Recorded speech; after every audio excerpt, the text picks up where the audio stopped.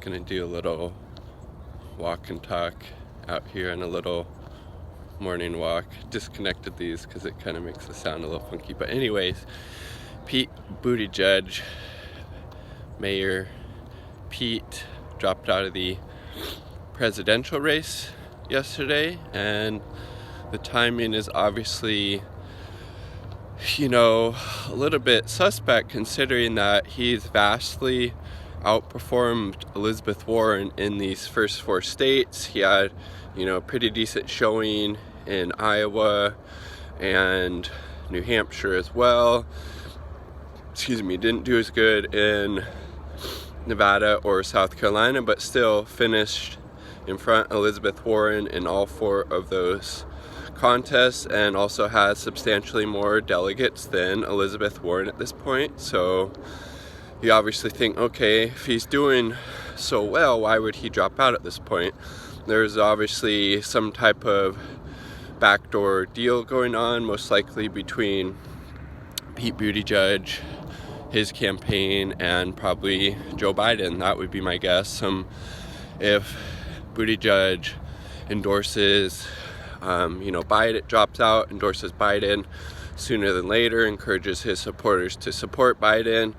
Buttigieg just probably promised some type of cabinet position in a Joe Biden administration. I don't know, maybe Minister of neoliberal centrist propaganda. Maybe he's the head of that or something. So he was obviously promised something, I'm assuming by Biden, potentially Bloomberg, but Biden makes more sense at this point.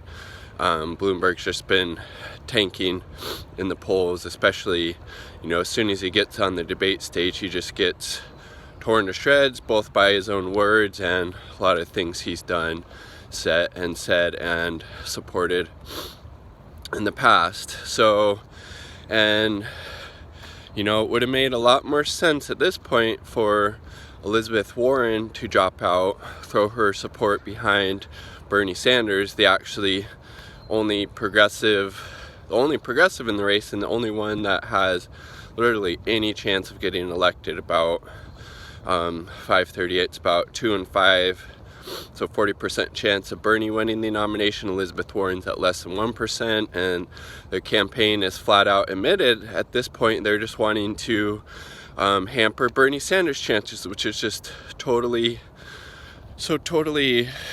disgusting and disappointing. Because again, when Elizabeth Warren first jumped into the presidential race, I had decently high hopes for her and her campaign, that her and Bernie Sanders would be able to go out there and champion things like Medicare for all and ending the wars and all of this stuff. But Elizabeth Warren now supports taking super PAC money because she was so desperate for campaign cash that she probably would have had to drop out at this point if she didn't do that complete 180. She now supports, again, super delegates overturning the will of the people, and I've just seen more and more people in the Twitter sphere just renouncing their support for her after all of these things, and as well as the fact that there's, again, no way for her to win the nomination. All she's doing at this point is splitting the progressive vote for her own,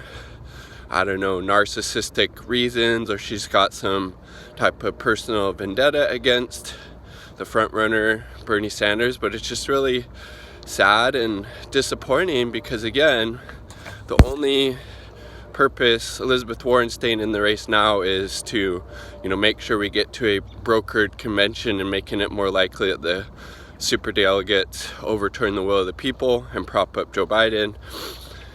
And again, it also needs to be noted, if that should happen, if Bernie Sanders doesn't go into the convention with a majority of the delegates and the super delegates overturn the will of the voters in this obviously very undemocratic process, then I think Donald Trump wins in a landslide, no matter who the candidate is they prop up. If it's Biden, Bloomberg, it's not going to be, it would most, if the DNC overturns the will of the people, it would be for Biden. At least he won or has won one contest. Elizabeth Warren is not going to win any, more than likely, and there's a really good chance that Bernie Sanders actually beats her in her home state. So again, she's just running for very vain and narcissistic issues and is just throwing a wrench into the Bernie Sanders campaign and making it more likely that we'll go into a brokered convention. It's just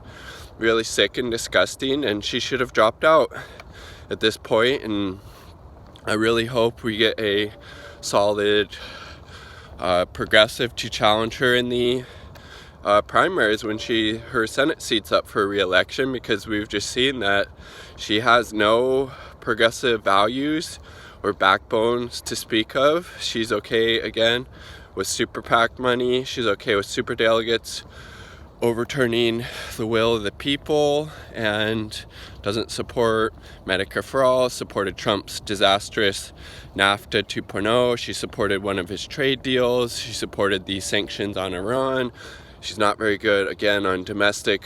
She's better on domestic policy. Her foreign policy is really, really horrible. And so again, please, I highly encourage you, if you're Elizabeth Warren supporter at this point, I strongly urge you to get on the not me us bandwagon, because Bernie Sanders is again the only progressive populist left candidate who has the best shot of getting elected. He's still the front runner, but we need to make sure he gets the majority of the delegates so the super delegates aren't able to screw him out of the nomination on that second round if he only has a plurality. So if you're concerned about democracy and getting a progressive elected, we need to do everything we can to make sure Bernie Sanders wins the nomination.